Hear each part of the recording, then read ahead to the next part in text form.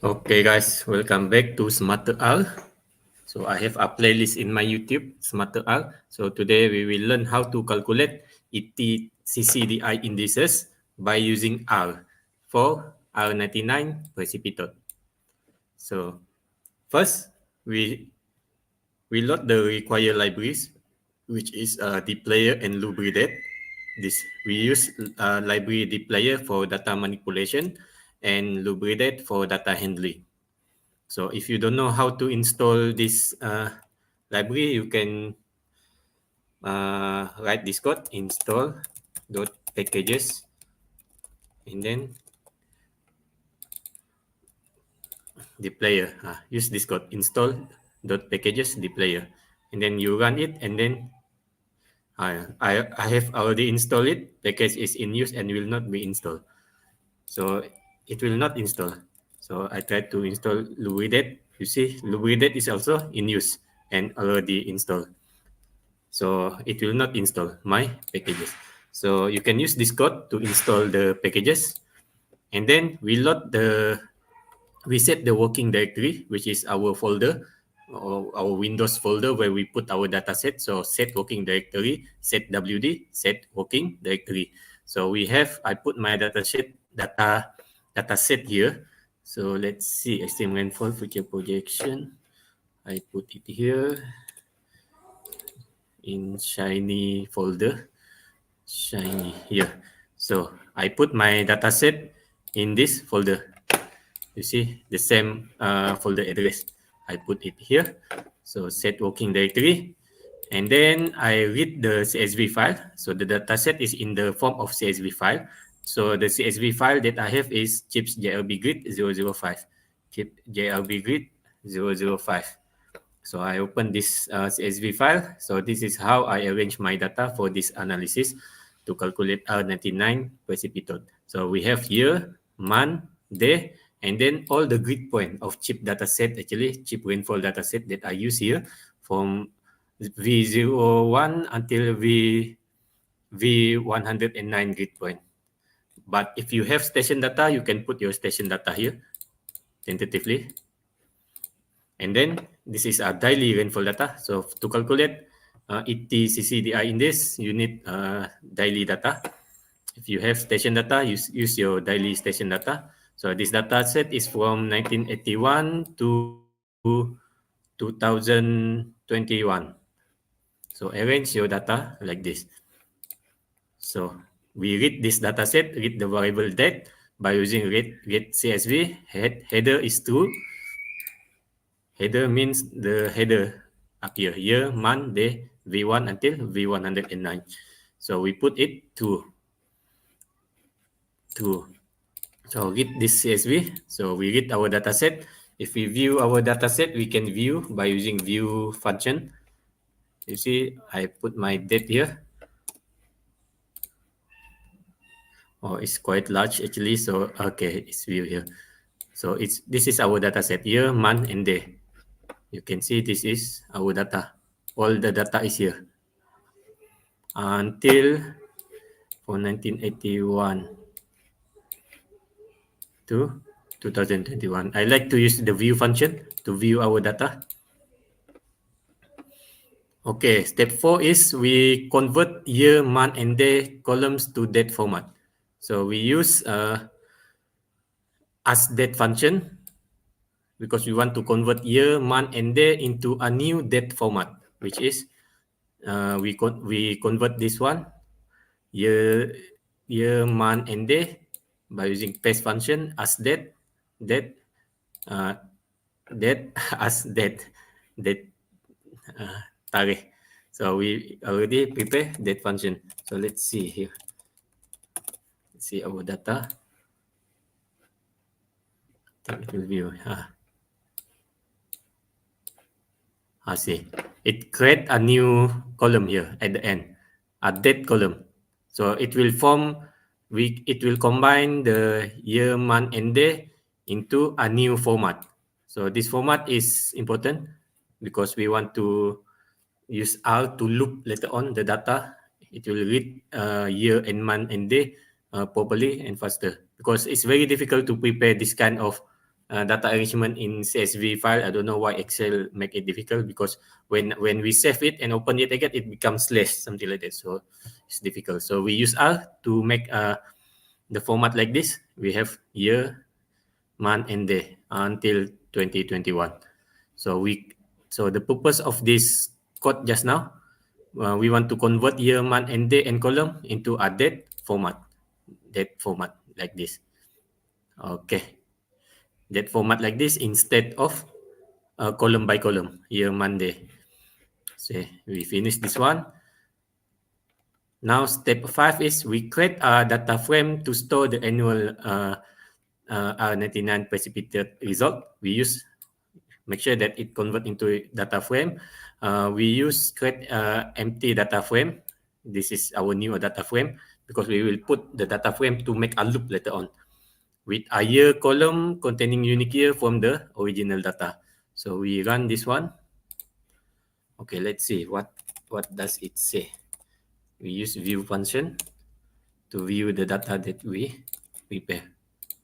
So yeah, we have a data frame that is empty.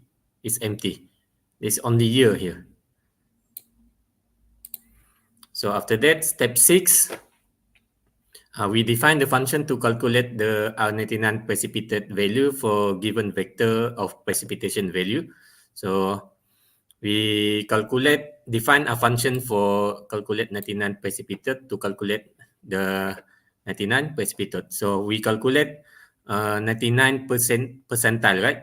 So, and the condition is the wet day. When we calculate the 99 percentile, is there is a rainfall 1 millimeter or higher than 1 millimeter. So that is the definition of R99 precipitate. So when there is a rainfall, at least that day that we define to calculate 99 percentile is when it rainfall, it must be 1 millimeter or higher than 1 millimeter. If there is no rainfall there, it will not calculate into R99 precipitate. It only calculate the wet days. How many percentile is 99 percentile of rainfall during wet day.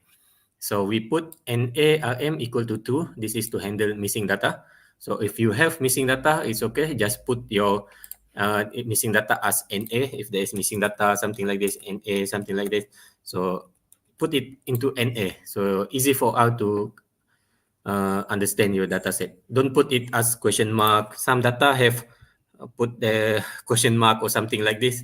So you convert this one question mark into NA. Into NA. You can just use replace function, something like that. Find question mark and replace it with NA, and then you can put it match cases and then replace all, and then it will replace everything with NA. But our data don't have NA, so it's okay. Okay, now we calculate this. This is the equation. Very important code, this one, just to calculate 99 percentile, that is considering wet day 1 millimeter rainfall. Okay, now let's see how we view this data after we calculate this. I like this view function. It's easier. Also, we cannot see the data set. I think it is in the another format. It's tell you. This is the function, actually. Only the function give you the function. So now we loop through each column for V1 to V109. So if our data set rainfall start from column 4 until column 112 for data set V1 until 109, we put our data set here. But if your data start from 4 until 10, you put 10 here. Change it into 10. So this is where you derive your data set. So we will loop through this column and calculate R99 precipitate for each year by using the define function. We use this function just now, or that's why we cannot view this. This is actually just a function. This function, we will loop it from column 4 until column 112. So it will calculate each column until here. So after that, step 8, we nested the loop to calculate 99 precipitate for each year and each column. This is the rest of the code that to calculate each column. So we run this all together. Okay, not a problem. Now we save the dataset. We already loop by using the function to calculate 99 precipitate just now. So it calculate everything. So let's see if it's the result is already here. View. I think it's already here. Let's see. Oh no. The result will be in the annual 99 precipitate here. So let's see, because this is to calculate function just now, and use this function to calculate for each column, and then the result will be in the annual R99 precipitate. So see, this is our result.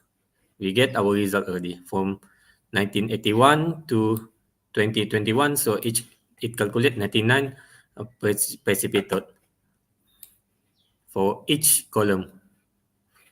So if you see some missing value here, actually you can just drag this one. It will reveal everything.